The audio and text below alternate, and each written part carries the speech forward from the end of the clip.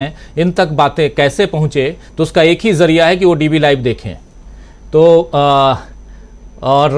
हमारे साथ इस वक्त जबलपुर से जुड़े हुए हैं। मध्य प्रदेश में अलग अलग पार्ट है, आप सब जानते हैं। उसमें महाकौशल का जो पार्ट, नर्मदा के किनारे बसा हुआ शहर जबलपुर से हमारे साथ जुड़े हुए हैं गजेंद्र इंगले, हमारे साथी, हमारे मध्य प्रदेश के इंचार्ज, और सीधे उनके पास आना चाहता हूं। पहले स्वागत करता हूं गजेंद्र इंगले जी आपका। और आप उधर से ग्वालियर होते हुए, दतिया होते हुए महाकौशल और जबलपुर पहुंच चुके हैं।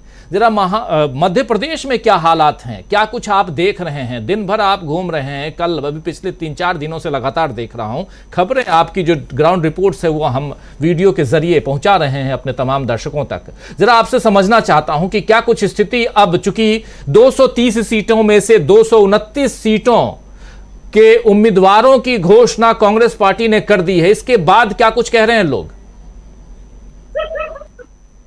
देखिए, मैं यहां से शुरू करना जी बिल्कुल जी मैं यहां से शुरू करना चाहूंगा कि जैसे अभी अपन ने स्टार्ट किया कि राहुल गांधी जी ने डोसा बनाया।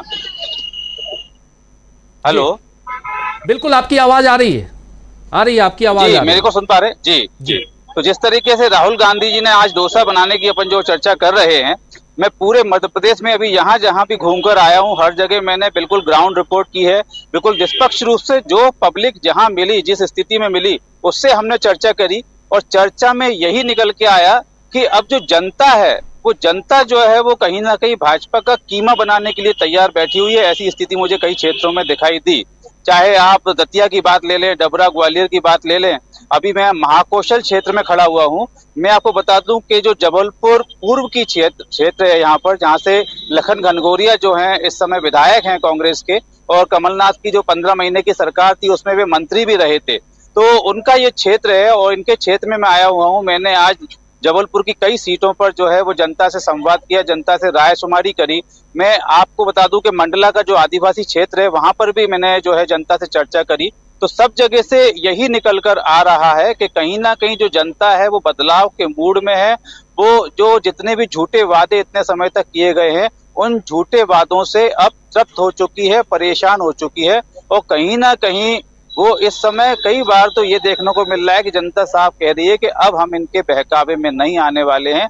ये इनके लाग लपेट की बातें बहुत हो चुकी हैं, झूठी घोषणाएं बहुत हो चुकी हैं। और कई बार तो जनता मुझे ऐसी सुनते दिखाई दी बोलते हुए कि उन्होंने साफ कहा है कि जो मुख्यमंत्री हैं वो घोषणावीर हैं, घोषणा मंत्री हैं, इस तरह के शब्दों का प्रयोग किया है। तो अभी जो मध्य प्रदेश के हालात मुझे जो दिखाई दे रहे हैं, तो ज्यादातर सीटों में बदलाव की स्थिति दिखाई दे रही है। यहाँ महाकौशल में आपको बता, बहुत ही महत्वपूर्ण क्षेत्र है। मध्य प्रदेश की राजनीति की बात करें, 230 जो कुल सीटें हैं, जिसमें से अपन बता रहे हैं कि कांग्रेस ने 229 तो घोषित कर ही दी हैं। मध्य प्रदेश में महाकौशल एक बहुत महत्वपूर्ण क्षेत्र है। 38 सीटें यहाँ विधानसभा की हैं। यदि हम 2018 की बात करें, हम उससे पहले 2013 को भी थोड़ा ले लेते हैं। 2013 में यहाँ पर भाजपा बहुत मजबूत स्थिति में थी। भाजपा की 24 सीटें थी और कांग्रेस की 13 सीटें थी। 2018 के चुनाव आते आते बिल्कुल स्थिति उलट हो गई। कांग्रेस 24 सीटों पर पहुंच गई और भाजपा जो है वो 13 सीटों पर सिमट गई। और अभी जिस तरीके का माहौल पूरे महाकौशल में नजर आ रहा है, जिस तरीके से यहाँ लोग बेरोजगारी से परेशान हैं, जिस तरह से यहाँ पर लोग मूलभूत सुविधाओं के लिए परेशान है, ऐसा लग रहा है कि कहीं ना कहीं जो है वो यहाँ पर महाकौशल में कांग्रेस को और सीटों की बढ़त भी मिल सकती है। उसके पीछे मैं आपको बता दूं कई कारण हैं। सबसे बड़ा कारण तो यही है कि भाजपा की तरफ से हम देखें तो महाकौशल हमेशा उपेक्षा का शिकार रहा है। यहाँ के जनप्रतिनिधियों को भी वहाँ मध्य प्रदेश सरकार में कहीं पर बहुत बड़ी तवज्जो नहीं दी गई। जबकि दूसरी तरफ यदि हम कांग्रेस की बात करें तो ये महाकौशल का क्षेत्र है, जहाँ से ही हमारे कमलनाथ आते हैं, जो कि मध्य प्रदेश के मुख्यमंत्री भी रहे। इसके अलावा हिना कांवरे भी इसी क्षेत्र से है। यहाँ विवेक तन्खा जो राज्यसभा सांसद है वो भी जबलपुर के हैं। लखन घनघोरिया के क्षेत्र में मैं खड़ा हुआ हूँ, वहां से उनको जो है मंत्री बनाया गया था। इसके अलावा जो दूसरा एक जबलपुर पश्चिम विधानसभा क्षेत्र है, वहां से भी तरुण भनोत जो है वो इस समय आपको बता दूं कि जो विधायक हैं और पूर्व मंत्री भी हैं, क्योंकि कमलनाथ के सरकार में मंत्री भी रहे थे। तो इस तरीके से बहुत प्रतिनिधित्व इस क्षेत्र को कांग्रेस देती आई है, ये अपन देख सकते हैं। और अभी सबसे बड़ी बात है, इस जबलपुर में एक सीट है जो, जहां पश्चिम की अपन बात करें, तरुण भनोत के विरोध में राकेश सिंह को भाजपा ने उतारा है। राकेश सिंह जो सांसद हैं, बहुत बड़े एक उनका कद माना जाता था, लेकिन अब उनको डिमोशन कर दिया गया है, विधायक के रूप में उतार दिया गया है। लेकिन उसके बाद भी उनकी स्थिति बहुत अच्छी नजर नहीं आ रही है। यहाँ कई सारे कार्यकर्ताओं से भी यदि भाजपा की बात करें तो भाजपा में अंदरूनी कलह यहाँ दिखाई दे रही है। कहीं ना कहीं कार्यकर्ता रूठे हुए हैं। वो कार्यकर्ता मन बना चुके हैं कि जिस दिन वोट मांगने की बात आएगी वो अपने क्षेत्र में जो है वो वोट मांगने के लिए नहीं जाएंगे। तो इन सभी चीजों की जब जनता से चर्चा करी तो ये स्थिति कहीं ना कहीं निकल के आ रही है कि भाजपा जो है वो मुश्किल में है, और भाजपा जो है महाकौशल क्षेत्र में तो और सिमटती हुई दिखाई दे रही है।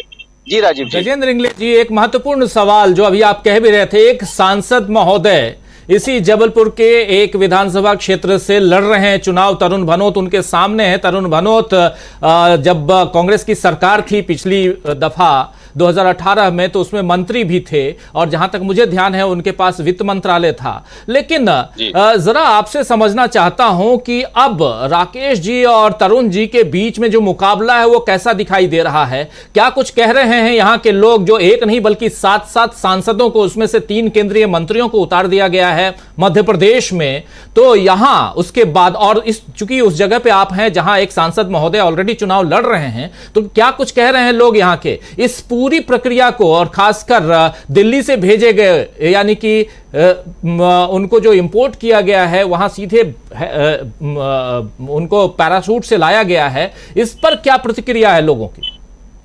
देखिए, सबसे बड़ी बात तो यह है कि जो पैराशूट से लाया गया है वहां सबसे बड़ा मुद्दा तो यही है कि जनता तो शायद स्वीकार नहीं रही, लेकिन सबसे बड़ी बात यह है कि जो विधायक में उतारा गया है, मतलब सांसद जी को विधायक बनाने का जो प्रयास किया जा रहा है, ये वे खुद भी हजम नहीं कर पा रहे हैं। कहीं ना कहीं उनके चेहरे पे भी इस तरह की हताशा या उदासी नजर आती है, और जब कार्यकर्ताओं का ही सपोर्ट नहीं मिलेगा तो जीत बहुत मुश्किल हो जाती है। और तरुण भनोत, मैं आपको बता दूं कि पिछले चुनाव में एक कद्दावर नेता माने जाते हैं और बहुत बड़े अंतर से जीते थे।